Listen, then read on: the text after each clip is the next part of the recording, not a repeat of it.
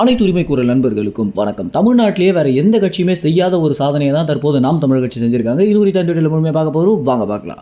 பெண் உரிமை, கடவுள் மறுப்பு, சாதி எதிர்ப்பு அப்படின்னு எல்லாத்தையுமே பேசக்கூடிய இந்த தீகா கட்சிகள் கூட இப்படி ஒரு சாதனை செய்யல அப்படின்னு தான் சொல்லணும். இன்னும் சொல்ல போனா திருநங்கை அப்படின்னு பெயர் வச்சதே கலைஞராக இருந்தாலும் அவருடைய கட்சியிலேயே பார்த்தீங்கன்னா ஒரு திருநங்கைகளுக்கு சீட்டு கொடுத்துருக்காங்க அப்படின்னா நிச்சயமாக இல்லை அப்படின்னு தான் சொல்லணும்.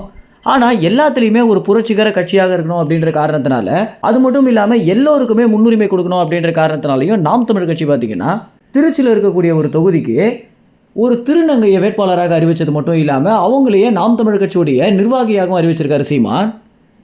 பொதுவாகவே நாம் தமிழர் கட்சினா ஒரு புரட்சிகர கட்சி அப்படின்ற பெயருக்கு ஏற்ற மாதிரி சீமானவர்கள் செய்திருக்கக்கூடிய இந்த விஷயம் அப்படின்றது ஒரு கின்னஸ் ரெக்கார்டாக கூட அமையறதுக்கு நிறைய வாய்ப்புகள் இருக்குது அப்படின்னு தான் சொல்லணும். ஏன்னா தமிழ்நாட்டில் இருக்கக்கூடிய வேறு எந்த கட்சியிலையுமே திருநங்கைகளுக்கு சீட்டு கொடுத்துருக்காங்களா அப்படின்னா நிச்சயமாக இல்லை அப்படின்னு சொல்லும்போது, நாம் தமிழ் கட்சியில் இப்படி ஒரு விஷயம் செஞ்சுருக்கிறது தமிழ்நாட்டில் இருக்கக்கூடிய எல்லா கட்சிகளையுமே திரும்பி பார்க்க வச்சிருக்கு அப்படின்னு தான் சொல்லணும். திருச்சியில் இருக்கக்கூடிய நாம் தமிழ் கட்சி நிர்வாகியாக இருக்கக்கூடிய இந்த திருநங்கை பார்த்தீங்கன்னா கிட்டத்தட்ட 5 மாதங்களாக நாம் தமிழ் கட்சியில் நிர்வாகியாக இருக்காங்க அப்படின்னும், சீமான் திருச்சிக்கு பொதுக்கூட்டம் போட வந்த தருணத்தில் அவங்க நாம் தமிழ் கட்சியில் இணைந்தது மட்டும் இல்லாமல் சீமான் இடத்துல நேரடியாகவே பேசிய பிறகு ஆனால் சீமான் அவர்கள் பார்த்தீங்கன்னா என்ன இந்த கட்சியோட நிர்வாகியாகவும் மாற்றிருக்காரு அப்படின்னு பெருமையோடு நான் சொல்லிக்கிறேன் அப்படின்னு இந்த நிர்வாகி பார்த்தீங்கன்னா சொல்லியிருக்காங்க.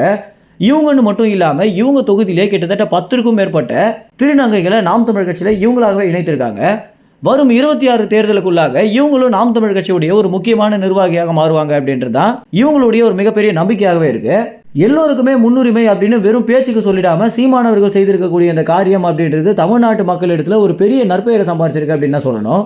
மேலும் இந்த ஒரு தகவல் குறித்து என்ன நினைக்கிறீங்க அப்படின்னு, இனி வரும் காலத்துல நாம் தமிழர் கட்சி என்னென்ன புரட்சிகளை செய்யணும் அப்படின்னு நீங்க நினைக்கிறீங்களோ அதை உங்க கமெண்ட்ஸ்ல தெரிவிங்க. நன்றி, வணக்கம்.